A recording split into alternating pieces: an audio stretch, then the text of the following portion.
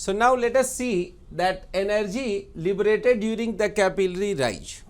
So we will see what is the origin of the energy which is used for capillary rise, from where that energy comes, how much energy is liberated, how much energy is stored.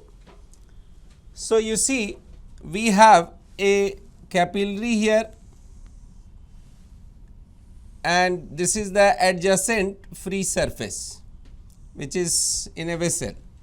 So here the capillary rise H has taken place, that is given by 2s cos theta by rho r g. So theta is the angle of contact, rho is the density of liquid, r is the radius of the capillary. So we will use the energy method and the force method both. So first method, that is energy method. So we will see from here where the energy comes and where it goes and where it is liberated, how it is liberated. What is the source of energy? So let us start one by one. So when there is a capillary rise of H, some surface is destroyed, that is the curved inner surface area of the solid which was in contact of the liquid. So the energy of the capillary rise comes from the diminution of the area of the solid in contact with the air. So the some area is lost and the potential energy associated with that area is lost and it is used up for the capillary rise. So that energy, this energy is equal to 2 pi r h. 2 pi r is the length into h. So this into surface tension of solid in contact with the gas. So this expression is there. Now this energy is lost, but some energy is also gained. So now this solid is in contact with the liquid. So a new surface of the solid in contact with the liquid is also created. Thus it consumed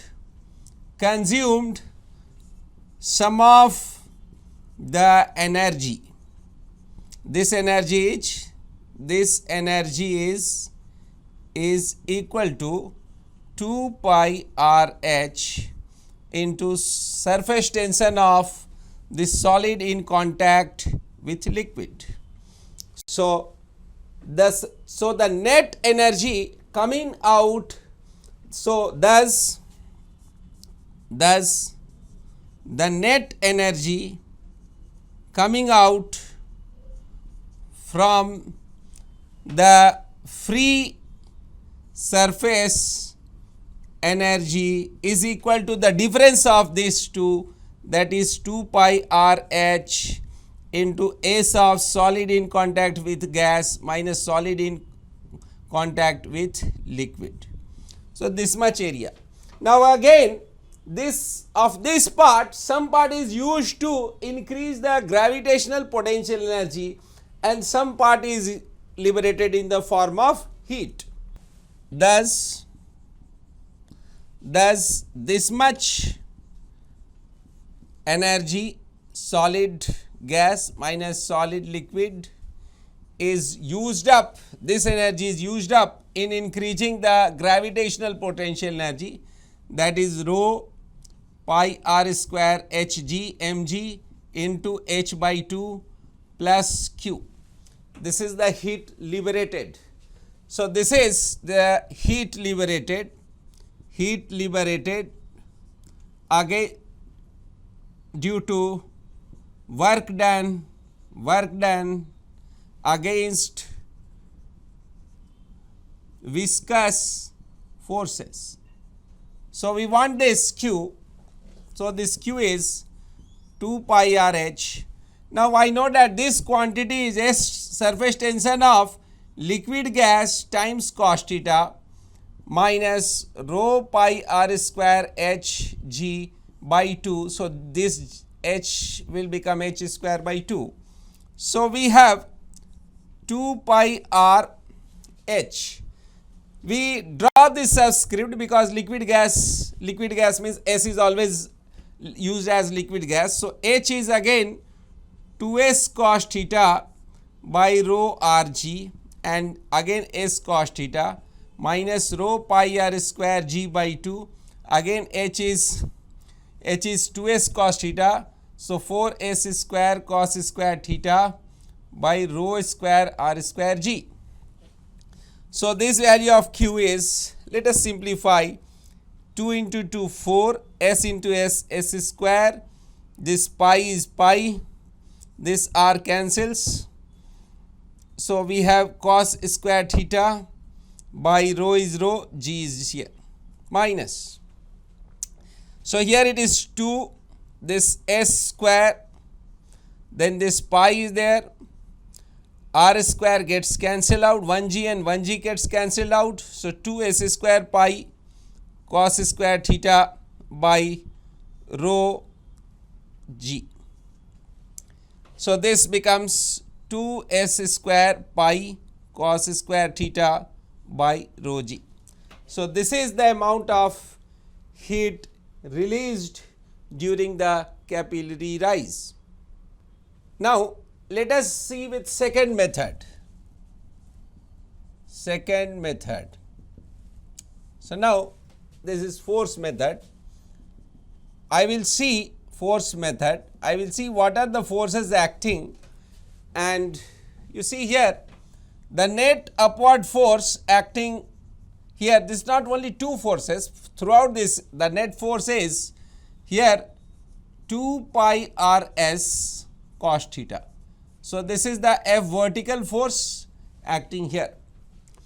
So, we will use the formula work done by surface tension force is equal to change in potential energy plus heat produced. So, what is the work done by the surface tension force? This is this much, 2 pi r s cos theta into capillary rise. Change in potential energy is mass, pi r square h into rho is mass, mg into h by 2 plus heat lost. So, this is 2 pi r s cos theta h minus rho pi r square g h square by 2. So, this again becomes 2 pi r, h is 2s cos theta. So, 4 pi r s square cos square theta by rho r g minus rho pi r square by, this is 2 and this is g, h square means s square cos square theta, this is 4s square cos square theta. Here also h is 2 and 2 4 is already there, by rho square r square g square. So, 1 g cancels out. So, rho cancels. So, q becomes here 4 pi r, this r cancels. So, 4 pi s square cos square theta by rho g minus 2, 1 rho cancel, r square cancel. So, 2 pi s square cos square theta by rho g, that is 2 pi s square cos square theta by rho g. So, this force method tells us that this is the force F and this is the mg force downward. So net work done by this force has to increase the gravitational potential energy and do the necessary work done against the friction forces. That comes out to be the same result.